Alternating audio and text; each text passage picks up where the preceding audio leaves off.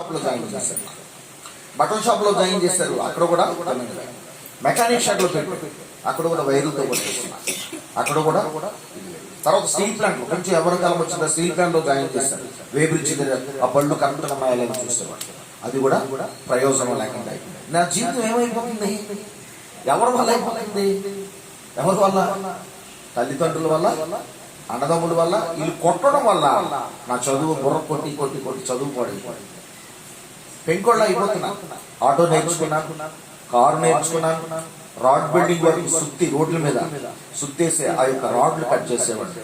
ఆ స్లాబ్కి వెళ్ళి పైన ఇవన్నీ చేసి చాలా ఇంకా బోర్డు ఉన్నాయి చెప్పుకుంటే.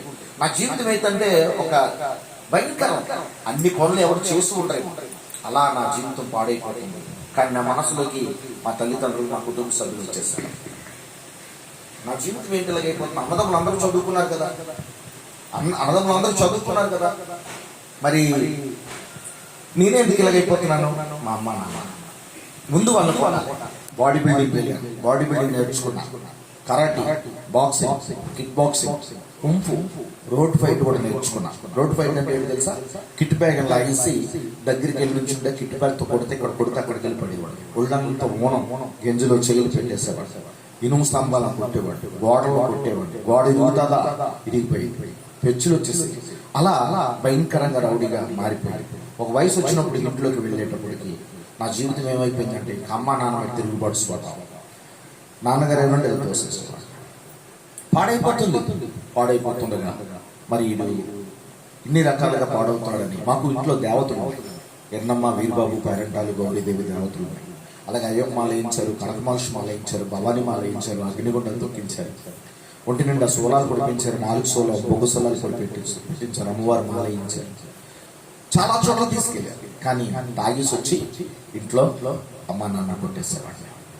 ఒకరోజు అంటే నా జీవితం అది 39 సంవత్సరాల తర్వాత యేసుప్రభు నాకు దొరికాడు. స్తోత్రం చెప్పండి. అలా పెంకితనం అయిపోయిన తర్వాత పెంకితనం అవుతున్న కొద్ది త్రాగుడు బానిసాడు.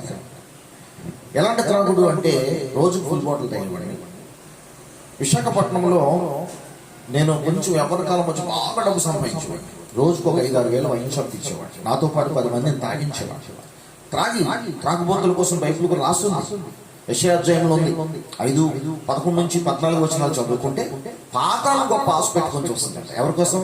త్రాగుబోతుల కోసం.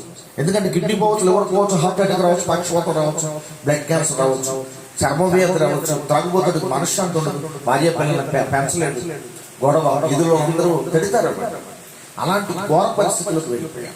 ఆ మత్తులో తాగుతూ మత్తులో ఏమైపోయిందంటే చూసిన అమ్మాయిని కావాలి. నేను చిన్నప్పుడు ఒక అమ్మాయిని లవ్ చేశాను, క్రిస్టియన్స్ అమ్మాయి. ఇప్పుడు మా పాస్టమ్మ కదా అమ్మాయి. మాది చాలా పెద్ద కథ. దేవుడి చిత్తమైతే మా కుటుంబం కోసం కూడా సాక్ష్యం చెప్తాను. దేవుడి స్తోత్రం చెప్పండి. ఆమె ప్రేమిస్తే రాలేదు, చేసుకుంటానంటే రాలేదు. ఈలోపు ఇంట్లో నన్ను ఏం చేశానంటే నాకు బలవంతంగా వద్దంటే మా కులం అమ్మాయినే పెళ్లి చేశాను. ఆ అమ్మాయి జీవితం ఎలాగుందంటే ఒక చిన్నగా అమ్మాయి చిన్న పిచ్చిలా ఉంటుంది. అంటే ఏం చెప్పినా 20 నెలల్లో చూసి అలాంటి అమ్మాయి ఒకరోజు వాళ్ళ ఇంటికాడ ఒక అబ్బాయికి డాటా చెప్పగానే నాకు మనసు లవ్ మ్యారేజ్ అనుకున్న అమ్మాయి రాలేదు. ఈ అమ్మాయి చూస్తే ఇలా చేసిందని అమ్మాయిని కూడా ఇంకా చాలా ఉన్నాయి. ఒక పిచ్చోళ్ళ తయారైపోయారు. అప్పుడు అనుకున్నాను, ఆడదాన్ని నమ్మకూడదు, ఆడదాన్ని సర్వనాశనము చెయ్యాలనుకున్నాను. ఇగో చేతులు చూసారా ఎలా కోసుకున్నాను, గుండ్లు కూడా కోసుకున్నాను. ఇంకా నమ్మితే నమ్మండి, కనిపించిన అమ్మాయిని అలా పాడు చేయడం మొదలుపెట్టాను. ఎంతో మంది తల్లిదండ్రులు ఉసురు పోసుకున్నారు, ఎంతో మందిని పిల్లల్ని పెళ్లి చేసుకుంటారని మోసం చేసి భయంకరమైన పాపం వల్ల వచ్చేది మరణం అని రోమపత్రిక 6:23 చెబుతుంది. హెజ్కేలు 18:4 చెబుతుంది. హల్లెలూయా. పాపం వల్ల వచ్చేది మరణం.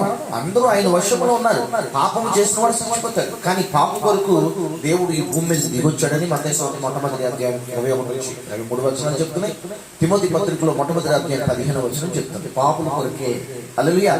నేను ప్రధానమైన పాపిని అన్నాడు పౌలు. పౌలును రక్షించిన దేవుడు నన్ను కూడా రక్షించాడు. కనుక ఈరోజు సైలెన్స్ పలుకుని సాక్ష్యం. అలా చాలా మందితో పాపం చేస్తూ ఉన్నారు. పాపం వల్ల కూడా మరణం ఉందని సామెతలు 6:29 ఉంది. లేవియల్ కాండం 20వ అధ్యాయంలో కూడా మీరు చదివితే 10 నుంచి